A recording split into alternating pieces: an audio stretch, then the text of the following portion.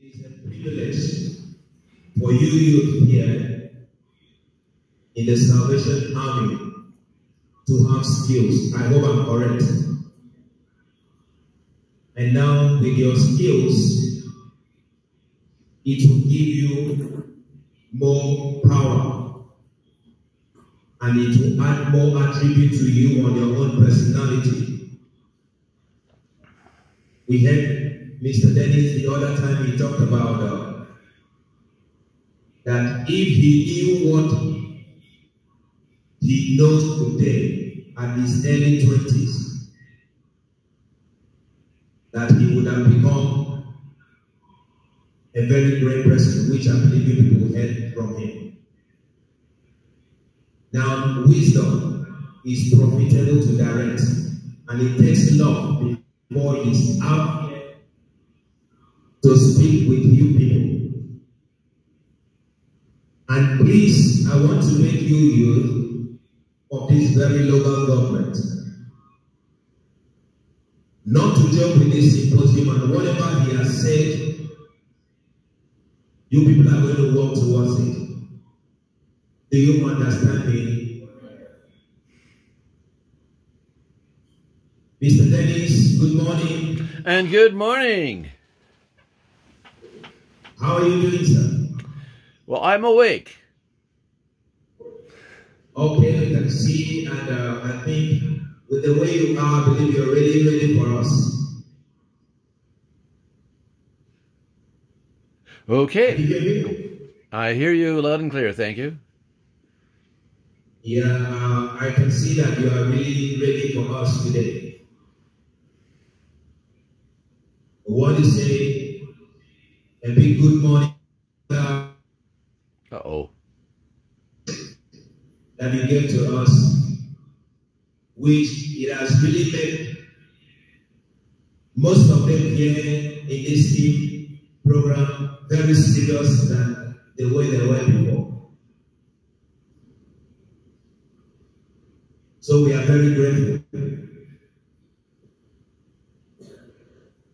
And we are ready to listen to you today. And I guess some of them will have some questions to ask sometimes to what they did not understand. And they are going to ask some questions. Are we here together? Hello, Mr. Dennis. Hi. Yes. Okay. Well, first of all, I want to, I want to thank you young people for attending this symposium for the last 2 weeks. It really touches my heart because it's you, the youth. You folks are the ones that are going to affect your country. So, anyway, I have, as we discussed, or as has been said, that I have been given questions. I'm going to go through those questions. And so here we go. Let's get started. So the first question that was asked to me is, how do I define work-life balance? Now, I look at work-life balance as a triangle, where God is at the top of the triangle. On one side is your work, and the other side is your home life. Now, a triangle has equal sides, and so it's very, very strong. So if one side is longer than the others, what happens? It becomes weak. And so therefore, what's at the top of the triangle is God. One side of the triangle is work, and the other side is home. So, too many times, matter of fact, it does happen a lot, that people get so obsessed in their work, their home life suffers, They get too obsessed in their home life, their work suffers.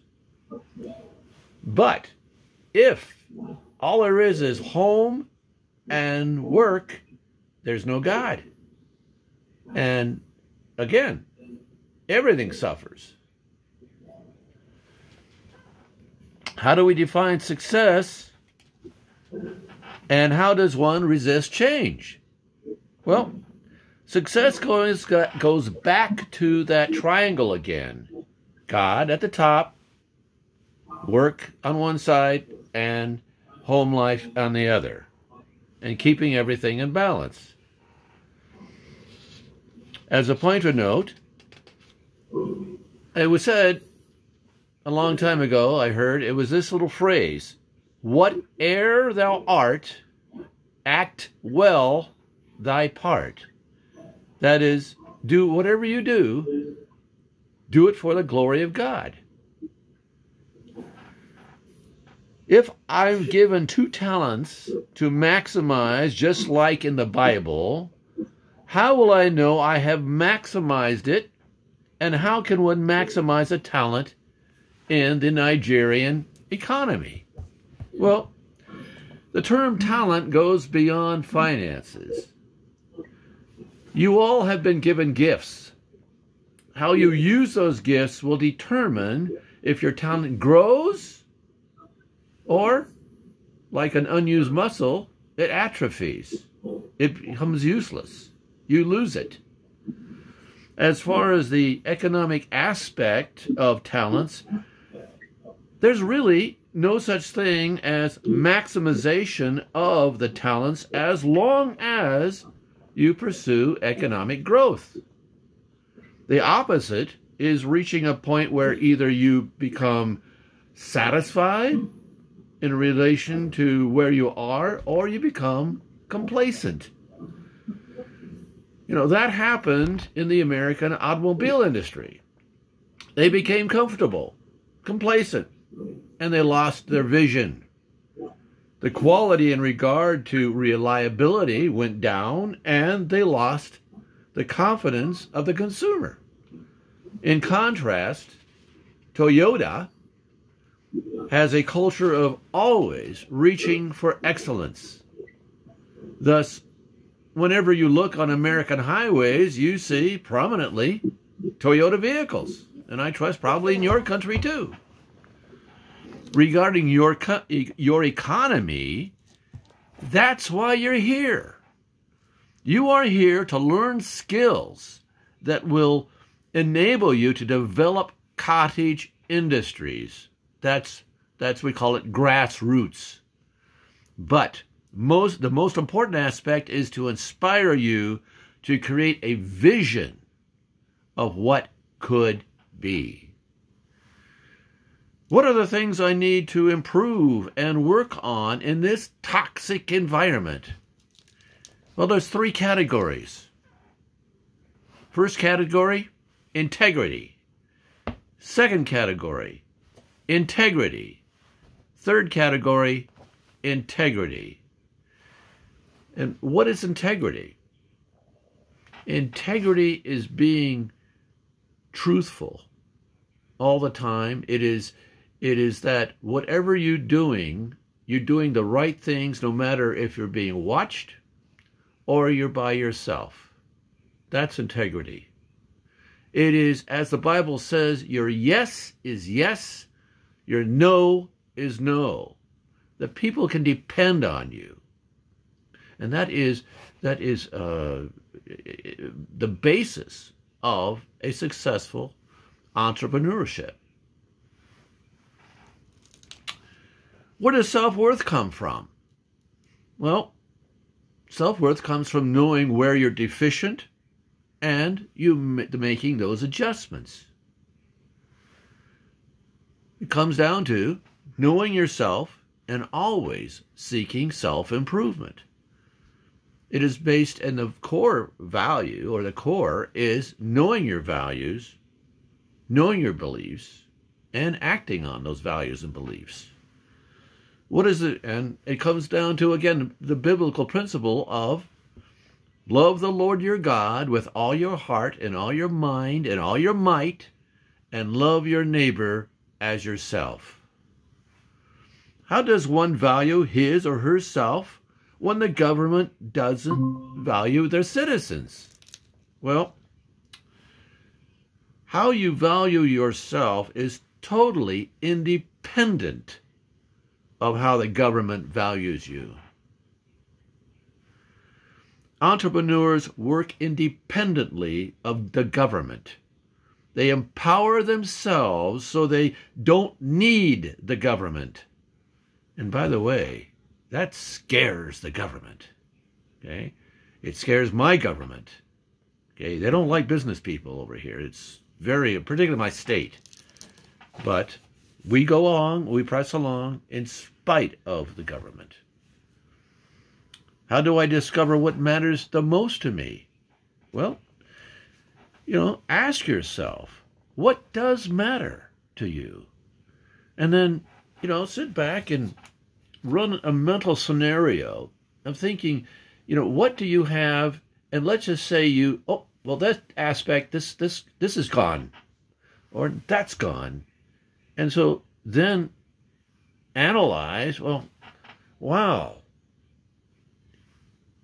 that's there. I used to take it for granted, and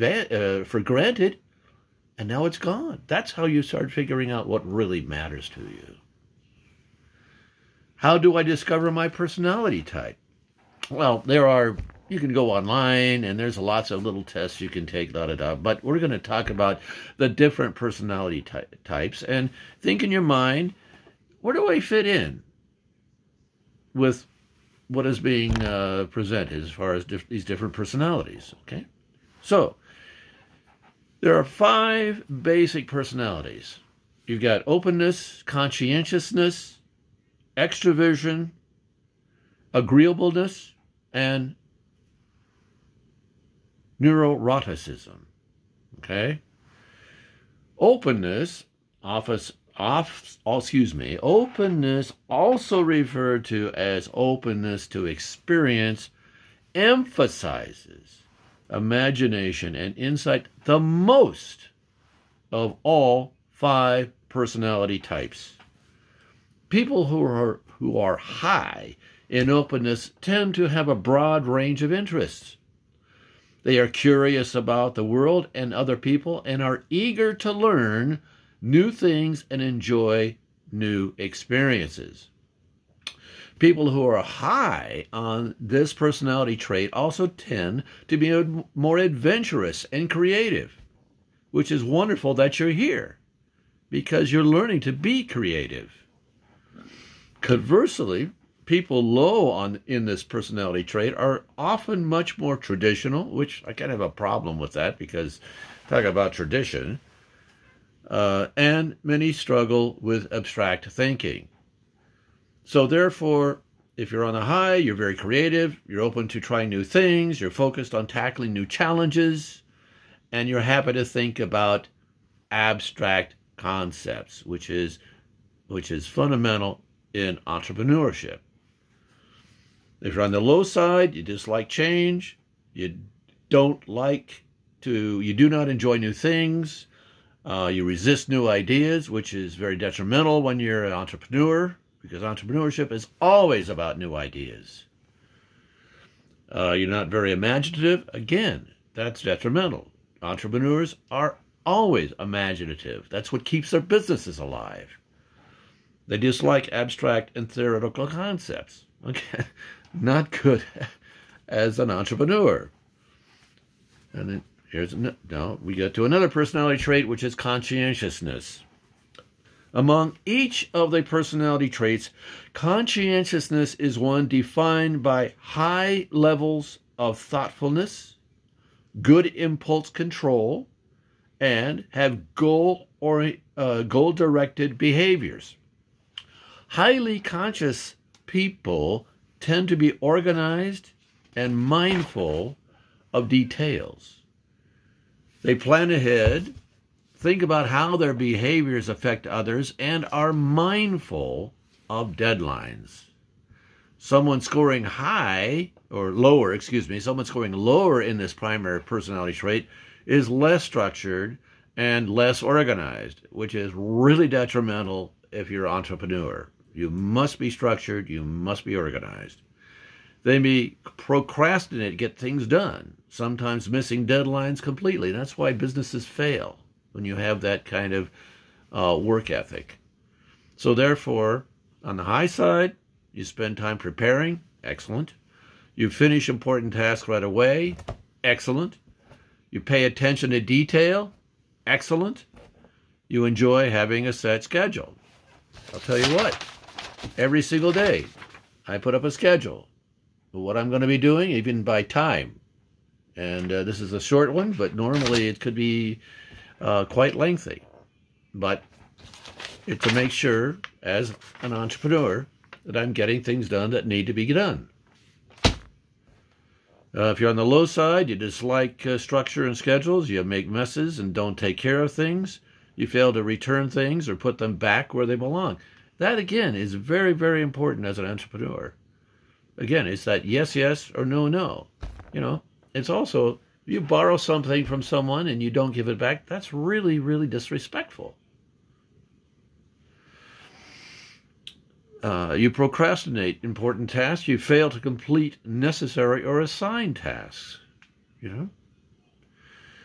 Now, the next one is extroversion. Extroversion or extroversion is a personality trait characterized by excitability, sociability, talkativeness, assertiveness, which is good in the entrepreneur scenario, and high amounts of emotional expressiveness.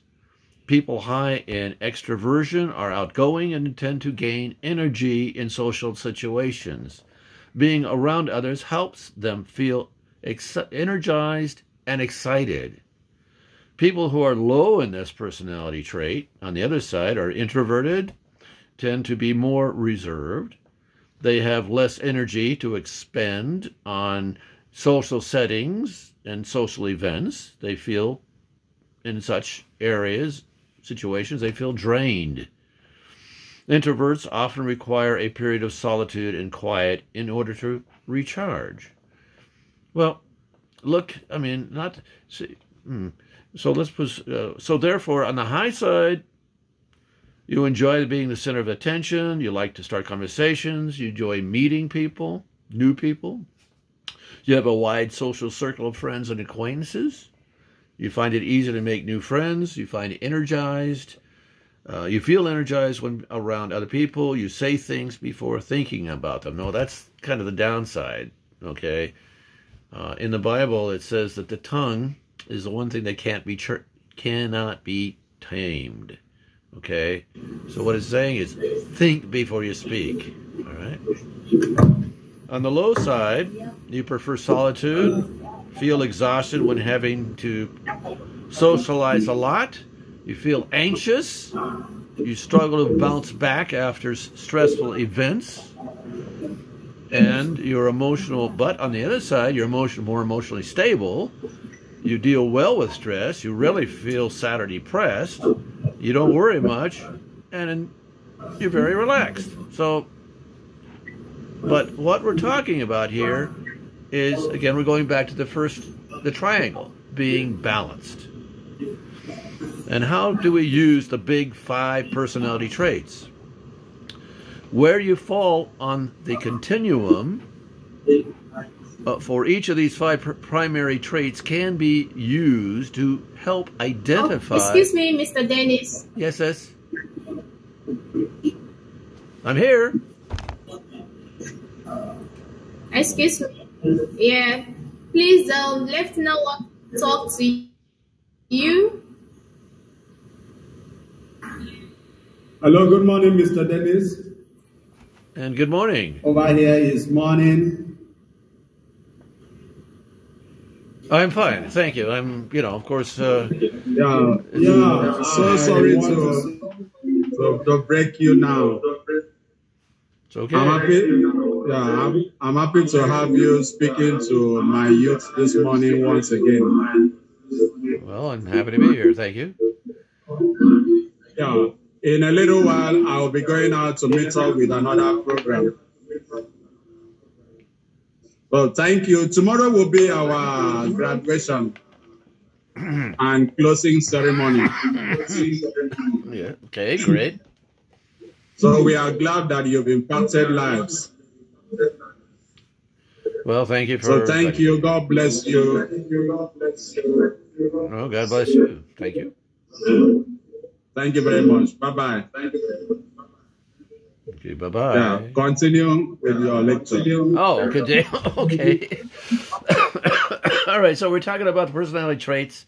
So the positive ones are you're adaptable, ambitious, considerate, cooperative, friendly, gracious, humble, insightful, objective, optimistic, respectful, steady, thorough, and well-rounded. Now we have well, let's proceed onward. Anyway, now the next one is called agreeableness. This personality trait includes attributes such as trust, altruism, which is the belief in or practice of disinterested and selfless concern for the well-being of others. That is kindness, you have affection with others, you have pro-social behaviors. Pro-social behavior is defined as voluntary behavior intended to benefit other people. You have acts of kindness, compassion, and you have helping behaviors, which many consider to be one of the finest qualities of human nature. People who are high in agreeableness tend to be more cooperative, while those low in this personality trait tend to be more competitive, and sometimes, which is really negative, it's manipulative. That's, not good. Manipulating people is not good. So therefore, you have a high deal of interest in other people. You care about others. You feel empathy. That is, you put yourself in their place. And you have concern for other people. You enjoy helping and contributing to the happiness of other people. You assist others who are in need of help. Well, what's this about? What's the Salvation Army about? It's all those things. Now we have neuroticism, which is a personality trait characterized by sadness, moodiness, and emotional instability.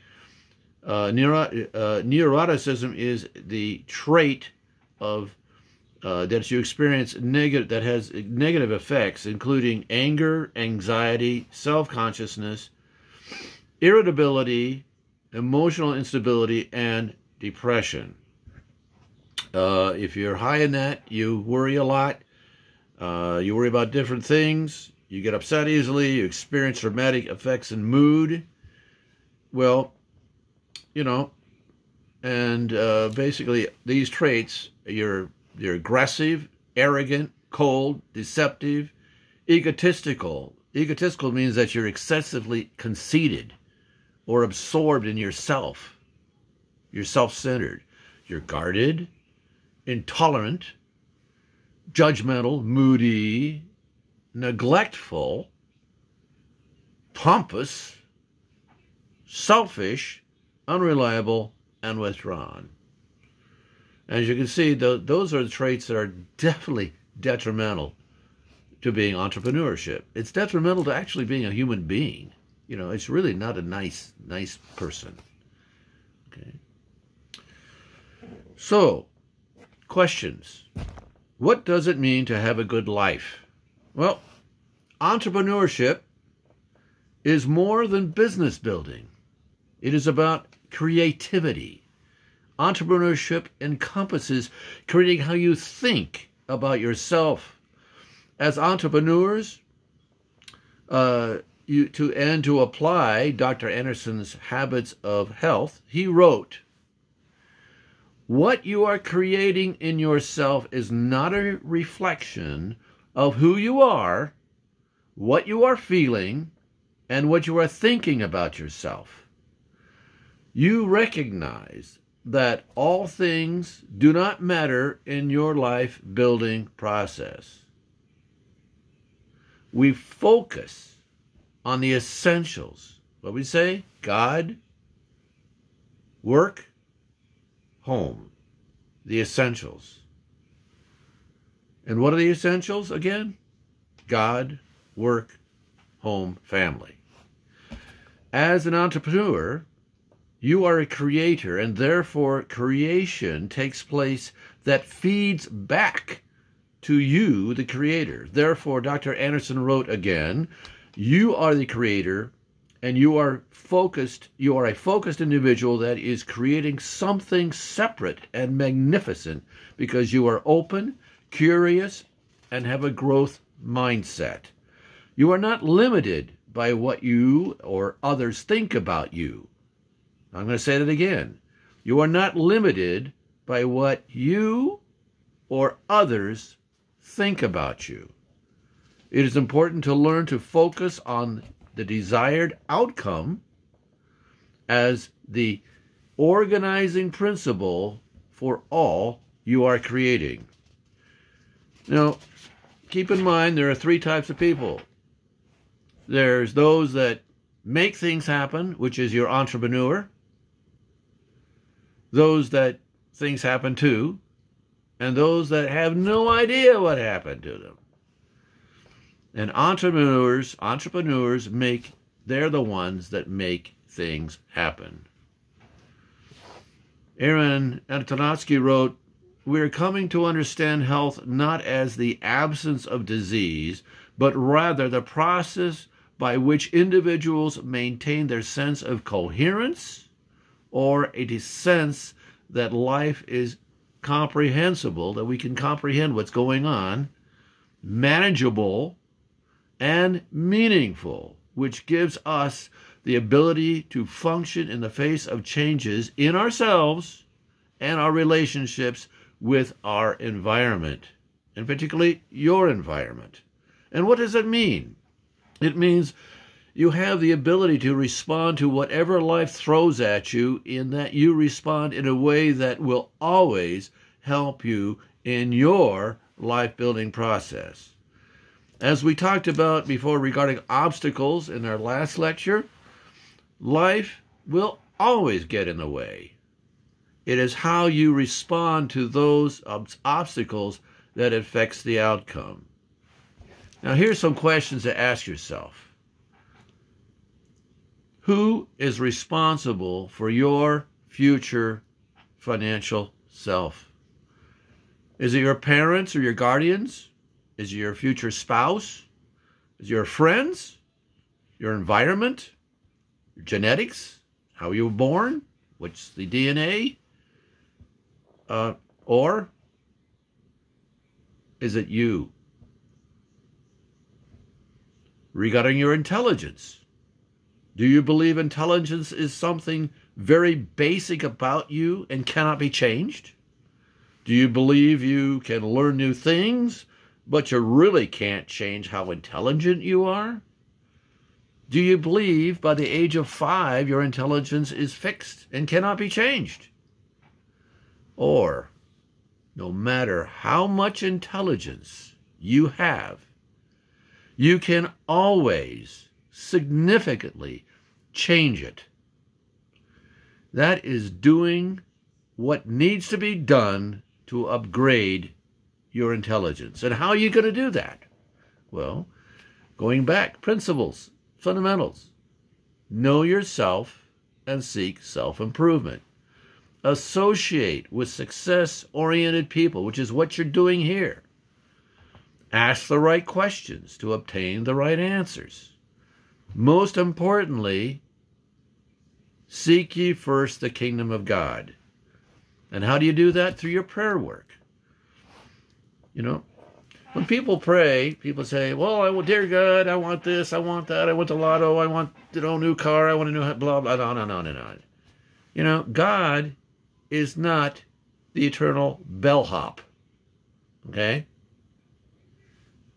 And again, it's asking the right question to get the right answer. So therefore, here's a method to go for. That is, Lord, I am here to listen to your voice. Please teach me what you want me to know. Read the Word every day. I suggest on odd days, 3 chapters in the Old Covenant. Even days, 3 chapters in the New Covenant. In a year and a half, you would have completed reading the entire Word, the Bible. And in that Bible are principles of entrepreneurship. Attend your core meetings. That's extremely important. Attend your core meetings and have a heart for serving others. And that's what the Salvation Army is all about, serving others. Read at least 2 pages a day of books to feed your mind. Now, there's a lot of books out there we call them mind candy. You know, I mean, it's like watching sitcoms or, you know, mindless TV shows, etc. But you want to learn, you want to read books that are going to get you stimulated here, up here, to be, so that you start being more creative, which is fundamental to entrepreneurship. Listen to your mentors. Seek advice from those who are more successful than yourself. Have the attitude of, I don't know what I don't know.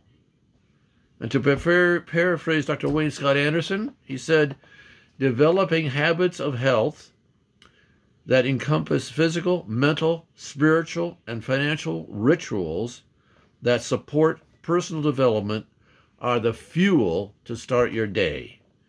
Those habits give you proper direction that can change everything. And that's why you're here, to change how you think, to empower yourself, but more importantly, you are the grassroots that's going to change your country. Thank you for listening.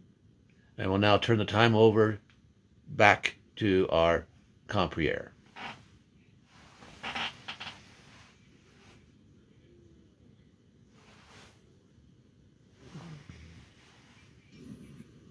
We are really grateful to have you speak to us, and I believe that I've really learned from your lectures. And it's to our great joy that we have here the youth of different age range, and I think this is the right time for them to have this information that will also help them in their pursuits in life. But please, I would like to ask these questions, which I believe is going to help a lot of them. Because here in Nigeria, again, we see ourselves in a situation whereby sometimes there are some youth that wants to become, sometimes they want to become a doctor, and due to what their parents have in mind, they'll say, no, I want you to become a lawyer. So, I don't know, and I want you to advise them on, because I heard you talking about maintaining a stand of what you want and focusing on what you want to be. So I want you to let it be as a piece of advice to them. In a situation whereby they find themselves in that kind of a situation where their parents will tell them, no, I want you to become a lawyer, and inside of them, they want to become a doctor. So I want you to tell them and talk to them. In that aspect of life, how do they go about still maintaining their focus in what they want to be? Well, you always, it's what's one of the 10 commandments? Honor your father and mother, etc. And that's very, indeed, as a young person, you're in their home. That's honoring them is paramount. Now, if your parent wants you to be a lawyer, which nothing's wrong with that. I mean, that's a good occupation. At least over here it is. But at the same time, in your back, you want to be an entrepreneur. Well, preparing for law school is definitely helpful in being an entrepreneur, because you definitely need to know the laws to help build your business. So there's a balance of your parents want you to do this. This is what your future is to be, but you want something different. But, again, honor your mother, honor your parents. That's that's the 10 Commandments. So, you move along that path, but at the same time, you're also preparing yourself for a different path. That when times come that you become an adult, you can make that decision to do what you want to do. How's that for an answer? Okay, and that means then what you're saying is for them to respect their parents at home. Absolutely, of course. Because when they respect their parents at home, at a certain time they will grow to the position of making their own decisions. Have you people listened to what Mr. Dennis is telling us? That children, you need to respect your parents at home. Because there is always a time you also grow and make your own decisions for yourself. Is that clear? Is that clear? Okay, thank you, Mr. Dennis. And one more question, please. One more question. Now, we have what we call gifts, like their gifts. And also we have talents. But here we find it difficult to differentiate them. Like, we find it difficult to differentiate talents from gifts. I mean, how can we differentiate that? Okay, I'm sorry, I didn't quite understand the question. It's okay. My question goes like this: we have what we call talents, right, and we have what we call gifts. G-I-F-T. Gifts, right? Gifts. Yes. So how do we differentiate that talents from gifts? Oh, how do you determine between a talent and a gift? Well, basically, they're the same. They're really the same. Okay? If one is gifted as a musician, you find it easier to learn how to play. Okay? And as you develop that gift, it becomes a talent. How's that? So basically, they're synonymous. They work together. Okay. And now, have you people listening? Gifts and talents, Mr. Dennis says, they work together. They're all the same thing. So in a time whereby you find it difficult to differentiate gifts and talents, there is no need of taking your time to differentiate gifts and talents. It's all the same thing. Because through your gift, you develop it to become what? Talents. Okay, Mr. Dennis, it's a great time we have with you. And we are very honored to have you. In fact, the children, the youth here, they want to really pray for you. They want to really pray for God to give you more wisdom to impact in life, both there in California and all over the world. We in the Salvation Army, both in this call and other calls that also came to participate in this symposium, they are really grateful and they honor the time that we have spent with you.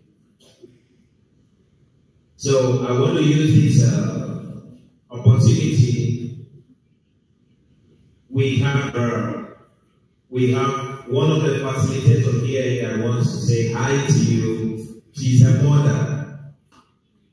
She's an epitome of talents here in our midst, taking the students on the cosmetology.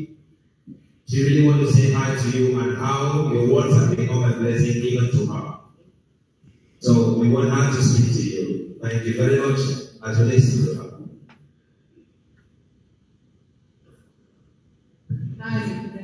Hello. I am Udwak Esian. Nice to meet you. Sorry. Udwak Esian.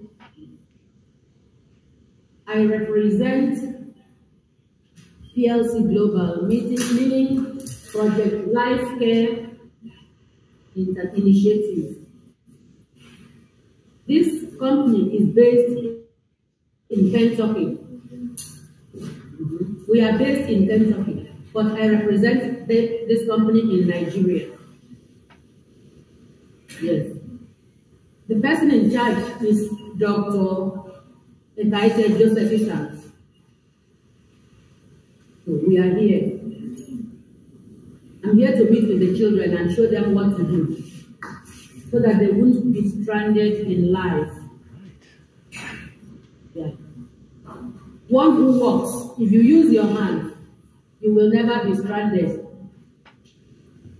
We don't want to give them fish, but we want to teach them how to fish, so that they will eat for life. Thank you.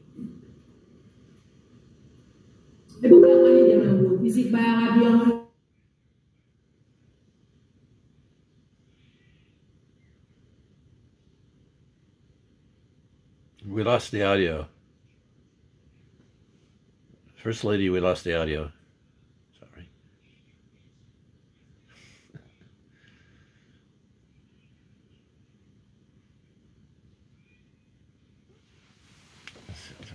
Well, anyway, that's what happened.